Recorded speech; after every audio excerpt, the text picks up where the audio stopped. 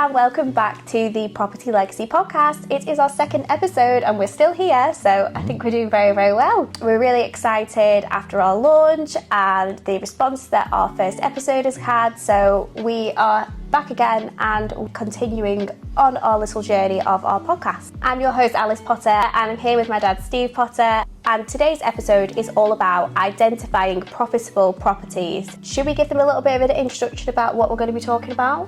So today's is all about finding out how to identify a profitable property. So whether it's buy-to-lets, whether it's HMOs, service accommodation, any of the properties, if you do your sums and look at the due diligence of the property, then you'll be able to figure out what is going to work and what's not going to work even before you go and view.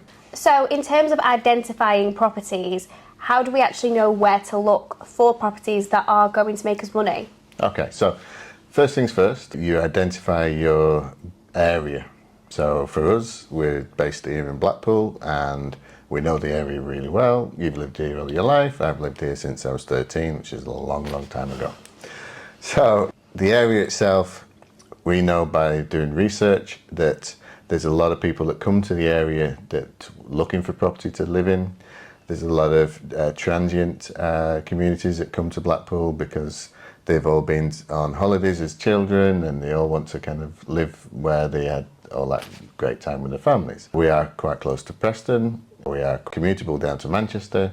The trains have got good connections, the motorway system is good. So you got a good area for employment and commutable, but also a good area for families to grow up in. It's a nice seaside town. At the moment, there's 300 million being spent on the Blackpool area and 1 billion being spent on Preston down the road.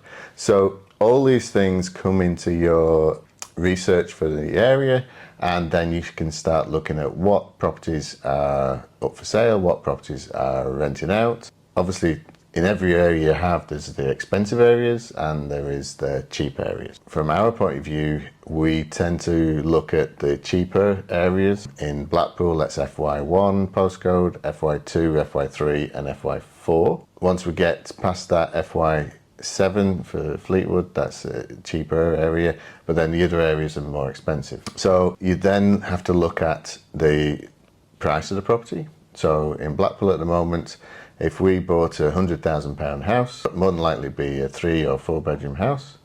And we know from the local market that we could achieve around about £850, £900 a month for those types of properties. From that, we can calculate the gross yield and then also calculate how much deposit you need to put down to get your mortgage and all these other factors. And can I ask, because I don't know, what is gross yield? What does that mean? Okay, so it's the gross amount of income you're going to get out of the property. So it looks at the value of the property, so we said £100,000. It then looks at the rental, so say it's 825, which brings in 9,600 a year. So then you divide 9,600 by the value of the property and you work out that it comes in about 12%. Okay, and that's good? And that's very good. Okay. Across the UK, the average that people look for is 7%. In London, they look at 3 to 4%. So you can imagine that Blackpool, one, it's cheap to buy and the demand is high as well. Okay. And how does that work best in terms of buy-to-let properties? As the majority of the people that will be listening to this podcast may be interested in buying a property to rent out. So how does that factor into finding a profitable property in that sense? Okay, so if you've looked at the yield and you're getting 7, 8 towards 10% yield, then you know that even if you've got the whole amount of money to buy the property, then you're going to be earning around about 7 to 10% per annum on return on your investment, which when you look at how much you'll get for 100,000 in the bank, you'd only get 2, maybe 3%. So over the year, you'd get more from having a property that you rented out than you would have from just leaving your money in the bank. Obviously, there's some costs to go involved, so that'll go into it. That's why we said looking at gross yields. But other than that, that gives you a really good viewpoint to look at it, and you can then work on how you're going to fund it and how much of your money you're going to put in the property. Inflation at the moment is at 3.5%. So if you don't earn more percentage than inflation, you're actually losing money. So if you're only gaining 2% per annum, but inflation, so all the prices and everything, the cost of living is going up by 3.5%, then you're actually losing 1.5% on your money every year. So leaving it in the bank just doesn't work unless you're getting more than inflation. No, it doesn't make any sense either. Exactly. So it's very safe. That's what people like. People like to put the money in safe and risk-averse kind of developments. And your financial advisor will always say you diversify in risk-averse portfolios. But unless you're making more than inflation, you're losing money. Yeah, and it's important to know that if you had this money in a bank account and you wanted to do something to it, you can actually give that to somebody else to manage. It's not something that you would have to fully manage on your own, because that's one of the services that we provide at PPS. We do full property management services. So, you know, you invest your money, but you're getting a return on your investment. You're not having to worry about the nitty-gritty bits of it or tenants or anything like that, but you're just consistently going to be making the money back that you've invested, and it's a safe investment. Yeah, and you can leverage your money. So leveraging your money, it means that instead of spending the whole 100,000 on a property, you can get a mortgage for up to 75% of the value of the property. So in £100,000, you could get a mortgage for 75,000. So you're only putting a quarter of the money in, 25%. Okay. So that when you then work out how much return on investment you have, it's what money you've got in the property. So if you've got 25,000 in the property instead of 100,000, then your return of 9,600 a year gives you a lot more percentage. So you'll be in the 20s percent and above, so 20, 24, something like that. And that then means with 100,000, you could actually go and buy 4 properties and make more money again and spreading your risk. So it's not just a question of saying, oh, I need 100,000 to go and buy this house. It's a question of how we're going to fund it, how much money we're going to use of our own money, and then what return that then gives us.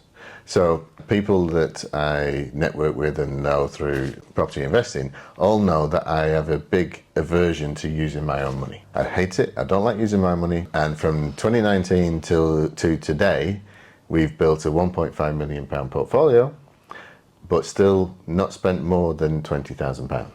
Oh, that's pretty good going. So our return on investment is really high. Okay. But what we do is we work with investors and we work with people that will put the money into the deal, and we'll give them some of that money back over time, and they get money without actually having to get involved with investing and getting involved with running the projects and all this kind of stuff. So they're happy with hands-free investing. I then do all our investing in the properties, and we build it up without any of our money being involved. So that's 2 different ways of looking at it. You can either put your money in to buy it outright, but you'll earn 10%, or you can leverage your money and buy multiple properties and then 20% odd, or you can use somebody else's money and still make 200% profit per annum or infinity amount percent. Because if you don't put any money in, you're getting free money. Even if it's £50 a month, that is £50 a month absolutely free. You didn't have that £50 a month before, so exactly. It's worth it. So people are putting their money up so you can go and buy property, and as long as you leverage people's money and leverage your own money and your time, you can earn money without actually buying the property yourself. And that's why obviously research is important, because we need to identify what classes as a profitable property. You don't want to be investing your money or somebody else's money into something that isn't going to be bringing you the rewards back. And you need to look at state of the property, what maintenance it's going to need. You're not going to go and buy a property that's in the best area for the high prices and things like that, because in an area like where you have in Blackpool, we'll get 825 for a 3-bedroom house per month. Whether that's in Lytham St Anne's, you might get an extra £100, £200 a month more, or whether it's in Fleetwood or over Wire or anywhere in the area, it's still going to be around about £800 to £1,000. But you're going to have to spend a lot more money to buy a house in Lytham St Anne's, or Royal Lytham St Anne's as they like to be known. I forgot to say, on Facebook yesterday I saw a house, FY3 or FY4 area, 3-bedroom house, and they said that it had like a secluded garden, didn't have a picture of the garden or anything, and they're wanting £1,600 a month for it, rent. And everyone was just like losing their minds about the amount of rent. Like, who's got that money for rent on a 3-bedroom house? This is the thing. So the way you got to look at it is, you want to get as much out of your property as possible, but it should be a win-win for the tenant as well. Yeah. And a lot of people, if you're looking at the lower end of the market, you're going to be finding properties for people who are on benefits, people who can't afford to get a mortgage. It doesn't mean they don't want a nice quality house, doesn't mean they don't want a safe area and a safe house for the children to grow up in. Of course they do. But what it means is the local area, the local housing authority set of how much they will give.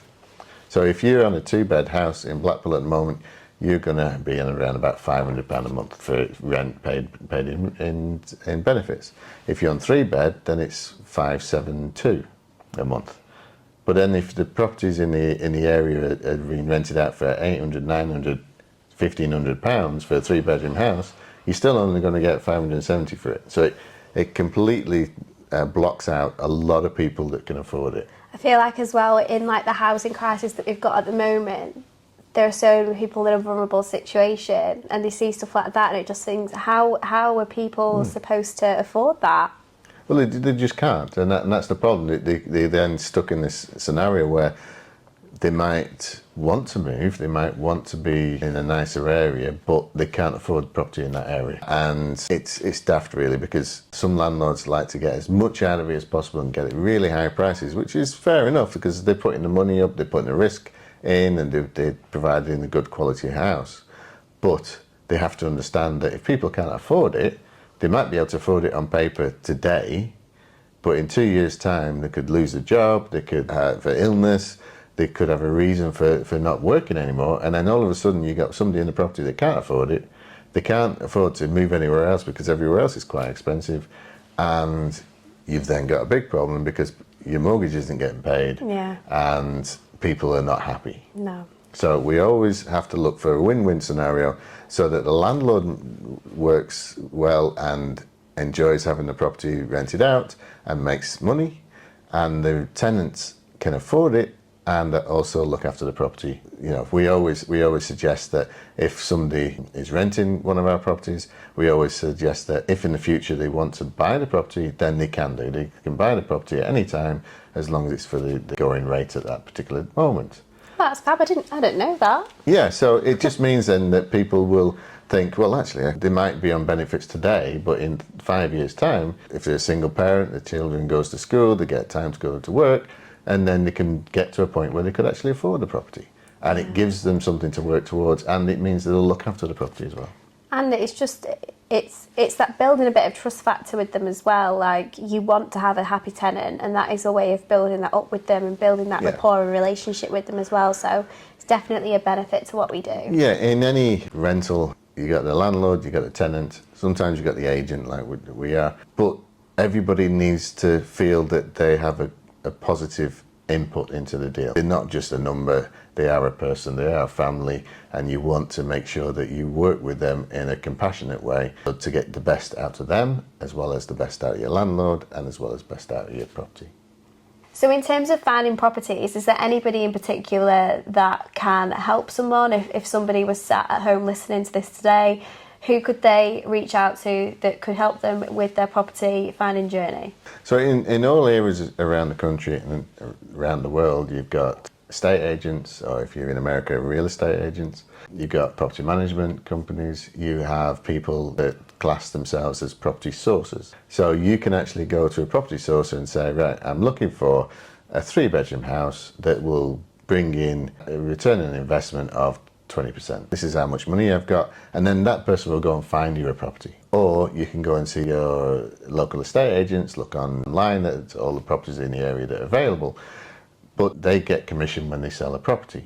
So if you go to them, they'll really help you find a property as long as it's one of theirs, and they'll tell you all about it. But what they'll also do is also give you an idea what the area you'll be able to rent it out for, because a lot of estate agents rent properties out as well. So you can get the best of both worlds. They've got the experience in the area, they've been doing it for years, and they know a lot of property investors. So they may know people that have deals that are not on the market, so off-market deals, or they may have a book where there's repossessions. There's all these kind of things that don't always go online, so they don't always go into the portals for you to see. But if you talk to them and create a relationship with them, then they will earn money when they sell you a property. You'll earn money by getting in a good property. So work together and make them part of your team. Yeah, I think networking is such a huge thing that people sleep on, and there's so much positive that comes from face-to-face interaction with people. There are a lot of things that people don't share on social media, and that people kind of have under wraps, and projects that they're potentially working on and they don't want to put it out there. So building relationships and building up your professional network within property can really be beneficial for you and your property journey. So yeah, networking is ideal for any kind of business, but especially in terms of property. You learn so much from the people that you meet and you spend your time with. Yeah, no matter how long you've been in the business, that you don't know everything. And there's no point at which you will get to the point where you know everything, because things change, things move, and people use different strategies. A few years ago, it was just buy-to-lets, maybe an HMO. Now people are looking at hotel apartments or apart hotels, or even owning a room within a hotel. And then when that gets rented out, you earn money out of that room. So there's multiple ways of doing this. There's service accommodation that came very popular during COVID, or just after COVID, because nobody could fly away to the Bahamas or to Spain or wherever, things like that. So they had to have their holidays at home. So there's all these kind of things that change as the demographics change. So you need to keep talking to people and networking, see what is the new area that people want, whether it's service accommodation, whether it's HMOs, living in communal housing, whether it's housing for people over the age of 55. There's a big market for that, and social housing as well. Yeah. There's a huge market for social housing, because years ago the government had council houses, and then they started selling them off because they didn't want the upkeep and the cost of upkeeping them, so they sold them off to most of the tenants. So now there's no social housing, or not enough, and now they're having to look at developers and property investors to provide houses to the social housing people. Yeah. So they will actually give you a 5-year deal or a 7-year deal renting that property, and they'll manage it for you and they'll maintain it for you as well. So there's lots of things to look at. There's a huge crisis in Blackpool at the moment, especially in terms of service accommodations. They're not allowing people to do any more. There's too many Airbnbs in the area, and so many people that don't have homes. They're really, really cracking down on it at the moment. So yeah, because of the service accommodation became very popular, and staycations were popular in 2021, 2022. A lot of landlords changed their properties into Airbnbs. And first of all, there was no legislation about stopping you doing that. So people had an Airbnb in the middle of a cul-de-sac in a little estate, and it was just the party house at the weekend, and people didn't like it. Blackpool, because it's a touristy area, there is a zone for hotels, there's a zone for tourists, there's a zone for residential, there's a zone for commercial. So you have to look at where you're putting the buildings and what uses they are.